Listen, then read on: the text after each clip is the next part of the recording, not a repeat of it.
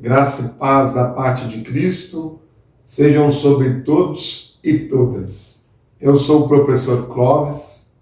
No vídeo de hoje, quero falar de uma frase de Cristo na cruz, registrada no Evangelho de João. Está consumado. A palavra tetelestai, no original grego. Fiquem com a gente, se inscrevam no nosso canal, nos ajudem a levar essas reflexões ao maior número de pessoas. A gente que posta esses vídeos, a gente conta com a divulgação, o apoio de vocês. Comentem, deixem um like, nos ajudem a divulgar essas reflexões. No capítulo 19, versículo 30, de João, Cristo diz, está consumado. E depois disso, João diz que ele entrega o seu espírito ao Pai. Quem congrega em alguma igreja já ouviu diversas pregações, as pessoas dizendo tetelestai, ou louvores, que tem por título tetelestai. Mas você sabe o que significa? Você já ouviu uma reflexão ou um comentário mais profundo sobre o grego? É o que nós vamos fazer nesse vídeo. A palavra, então, aparece ali em João 19:30 e não é tetelestai, mas sim tetelestai. A palavra tem um acento no grego. E esse verbo, ele é uma das formas do verbo teléu. É o verbo teléu conjugado no aspecto perfeito. E o que significa o verbo teléu? O verbo teléu significa terminar, completar, levar a termo, acabar, cumprir, realizar. Tanto é que do mesmo radical desse verbo temos a palavra telos, que significa fim. Temos também a palavra teleiotes, que significa perfeição, completeza. Ou a palavra teleioses, que significa completamento, cumprimento. Então, o verbo significa isso, realizar, terminar, cumprir, completar. É esse o significado do verbo. Por exemplo, em Mateus 7:28, o verbo significa acabar, terminar. Aparece lá, aconteceu que ao terminar Jesus essas palavras, esse mesmo verbo aparece também em Apocalipse 15:8. Até que estivessem consumadas as 7 pragas dos 7 anjos. Aparece também em Mateus 11:1, quando Jesus acabou de dar instruções a seus discípulos, ou seja, em Mateus 11:1 ele é traduzido por acabar. Em Lucas 12:50, Cristo diz, eu devo receber um batismo, e como me angustio até que venha a cumprir-se. Então esse versículo é comumente traduzido por cumprir-se, né? O verbo é traduzido por cumprir-se. Temos também Lucas 2:39, normalmente traduzido cumpridos todos os regulamentos, ou terminando de fazer tudo conforme a lei do Senhor. Então são esses os sentidos primários do verbo teléu. Lá em Mateus 17:24 vai aparecer no sentido de pagar. Só que é um sentido que não é o sentido primário do verbo, porque o sentido primário, os seus principais sentidos são esses que eu citei. E aí temos esses termos que são do mesmo radical, né? Os termos que eu citei. Por exemplo, em Colossenses, Paulo vai dizer que o amor é o vínculo da perfeição, em Colossenses 3,14. E aí ele usa o termo teleiotes. O amor seria o vínculo da completeza, seria o vínculo da plena realização, seria o amor.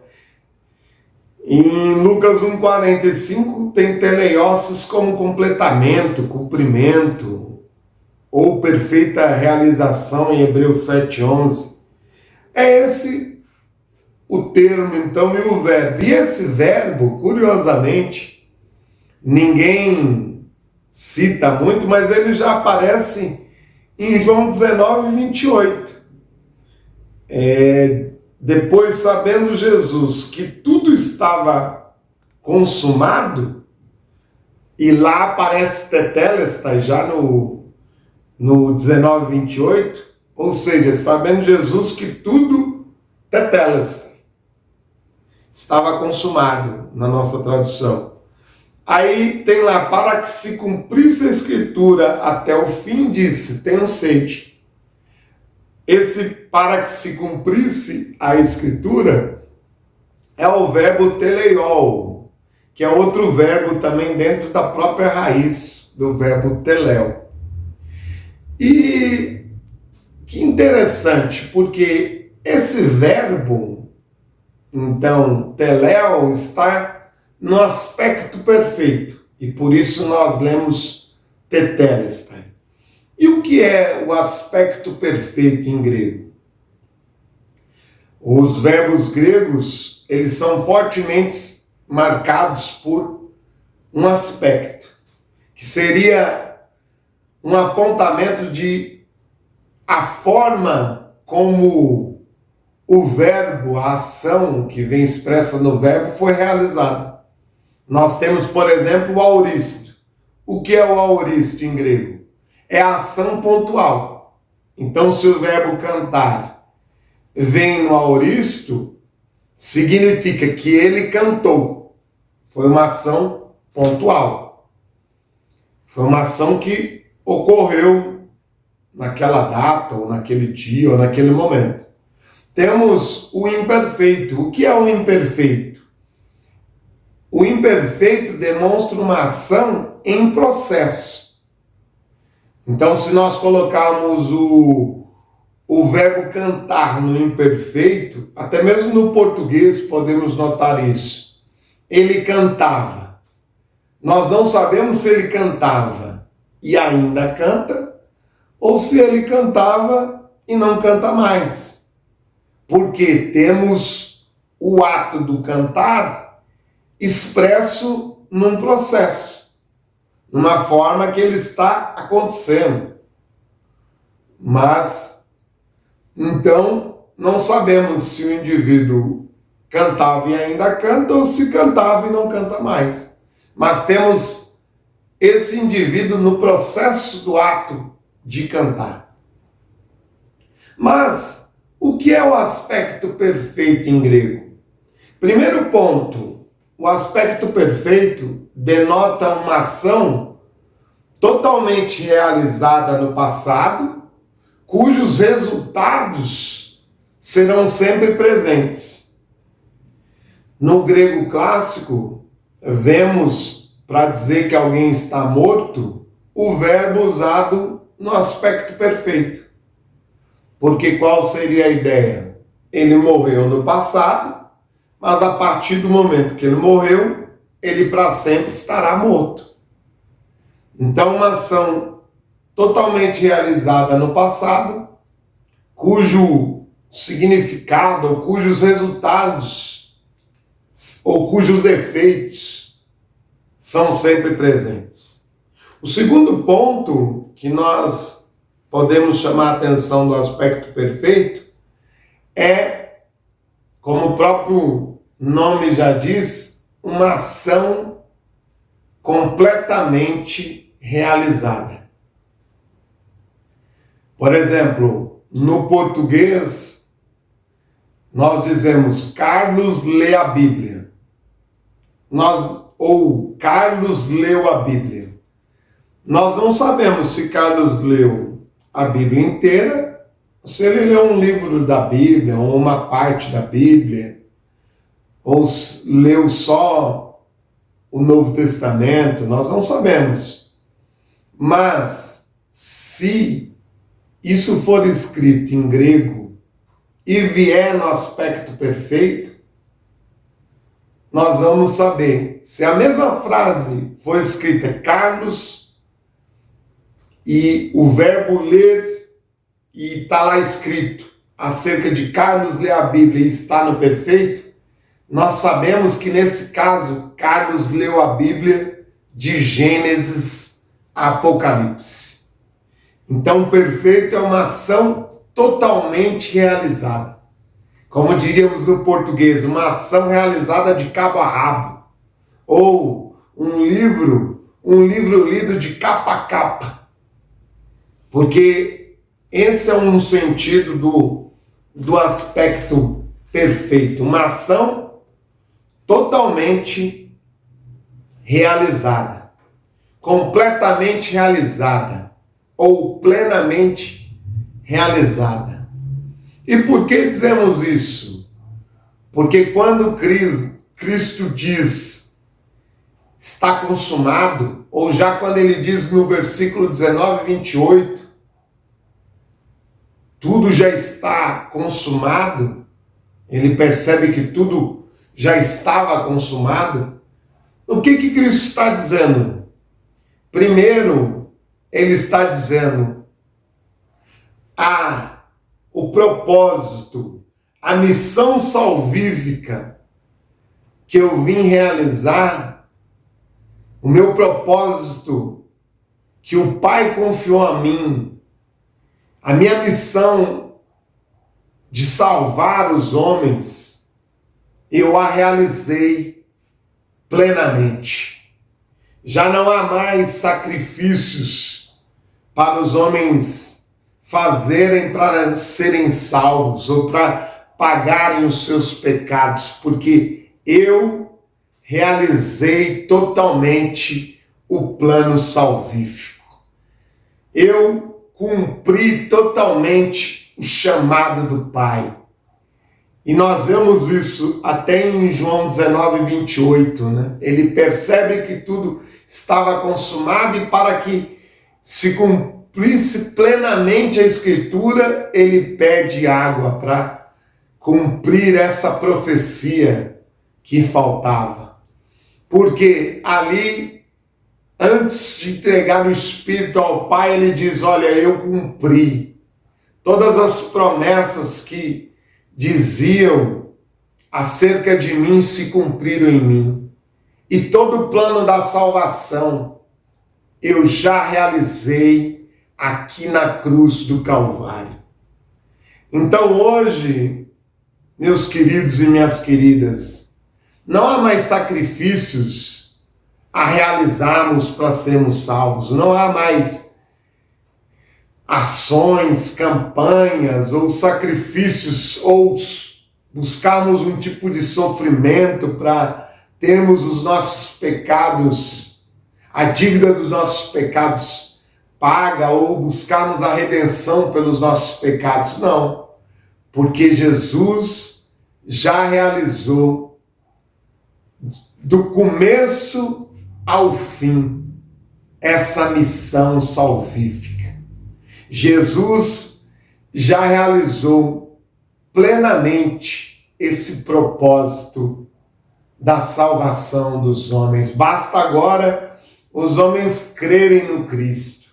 Basta agora os homens se arrependerem dos seus pecados e crerem nesse sacrifício perfeito.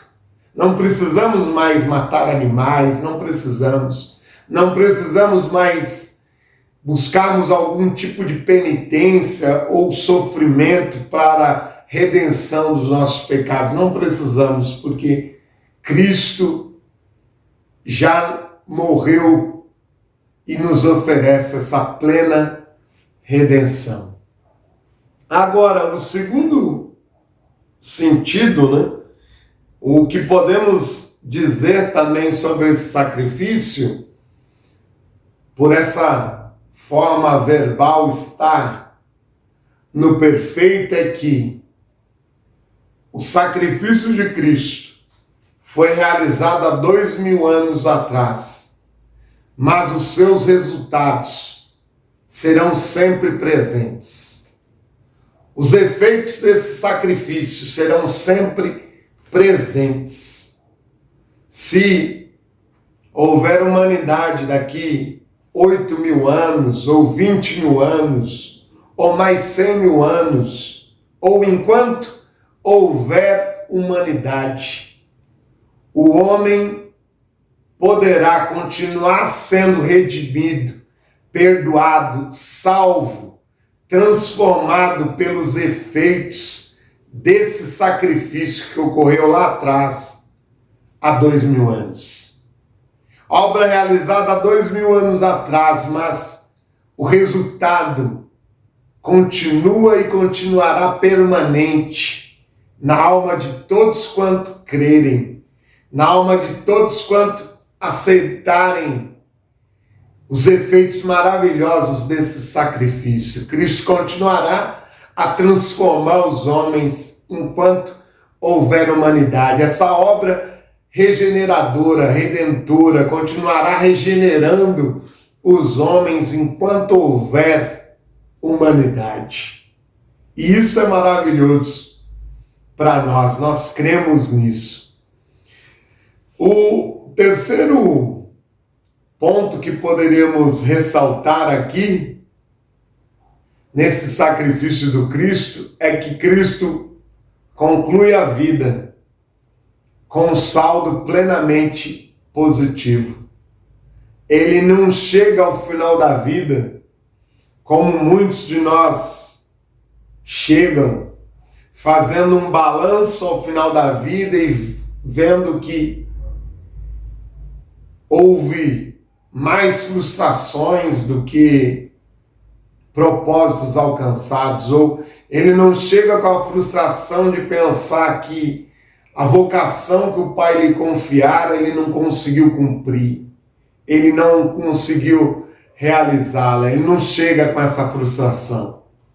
E nós vemos relatos de tantas pessoas que chegam ao fim da vida com um saldo muito negativo, frustrados por não realizarem plenamente a vocação que Deus lhes confiara, frustrados e lamentando o pai que poderia ter sido, a mãe que poderia ter sido, o esposo, a esposa, o filho, o ministro de Cristo que poderia ter sido, ou o quanto poderia ter desenvolvido seu talento, sua vocação, ter levado ao máximo, ao pleno desenvolvimento seus dons.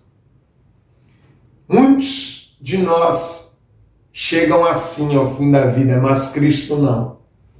Ao dizer está consumado, ele está dizendo: olha, Pai, todo o seu chamado na minha vida, toda a sua vocação, que o Senhor confiou a mim, eu a realizei, começo, meio e fim, de forma plena. Então Cristo não chega ao fim da vida repleto de frustrações, não.